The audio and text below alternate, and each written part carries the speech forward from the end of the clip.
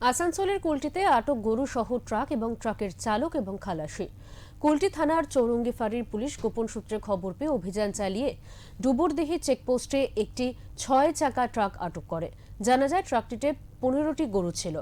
চালক কোনো নথিপত্র দেখাতে না পারায় পুলিশ গরু সহ ট্রাক ও ট্রাকের চালক এবং খালাসিকে গ্রেফতার করে।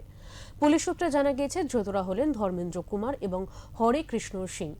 তাদের বুধবার আসানসোল আদালতে পেশ করা হয়েছে। তদন্তের স্বার্থে তাদের হেফাজতে নেওয়া হবে বলেই পুলিশ জানিয়েছে।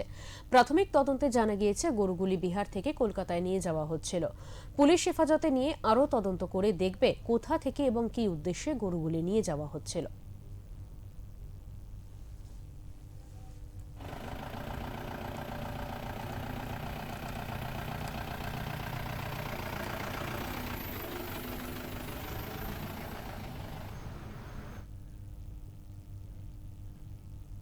আমরা এই বিষয়ে কথা বলে নেব। আমাদের সঙ্গে রয়েছেন আমাদের প্রতিনিধি জয়ন্ত সাহা।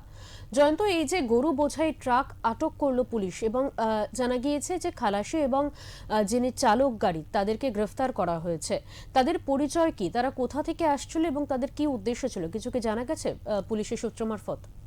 দেখো দেবাঞ্জলি, তোমার প্রথমে জানিয়ে রাখি, আমরা যে সূত্র পুলিশকে জানতে পারছি ধৃতরা ধর্মেন্দ্র কুমার ও হরেরাম সিং তারা আসানসোলের দিকে আসছিলেন। তারা বিহার বাইরের থেকে আসছিল, কলকাতা দিকে যাচ্ছিল, এবং বিহার থেকে কলকাতা গাড়ি যাচ্ছিল রাইট। তখন আসানসোল ঠিক জাতীয় সড়ক ১৯ নম্বর ডুবুরডি চেকপোস্ট, এখানে চেকিং করা চলছিল, চেক করছিল পুলিশ। তখন চেক করার সময় দেখে একটা বড় গাড়িতে ১৫টির মতন গরু রয়েছে। তখন জিজ্ঞাসাবাদ করে গরুগুলো ঠিক আসছিল, তাদের কাগজপত্র নথিপত্র জিজ্ঞাসাবাদ করে। তখন সঠিক নথিপত্র দেখাতে পারেনি, জানাতে পারেনি বলেই তখন পুলিশ গাড়িকে আটক করে থানায় নিয়ে এসে তখন থানা আটক করে রাখা হয়েছে, অ্যারেস্ট করে জিজ্ঞাসাবাদ করে যাদের আসানসোল আদালতে পেশ করা হয়েছে, এমনটা আমরা জানতে পারছি। একদমই, অনেক ধন্যবাদ জয়ন্ত তোমাকে।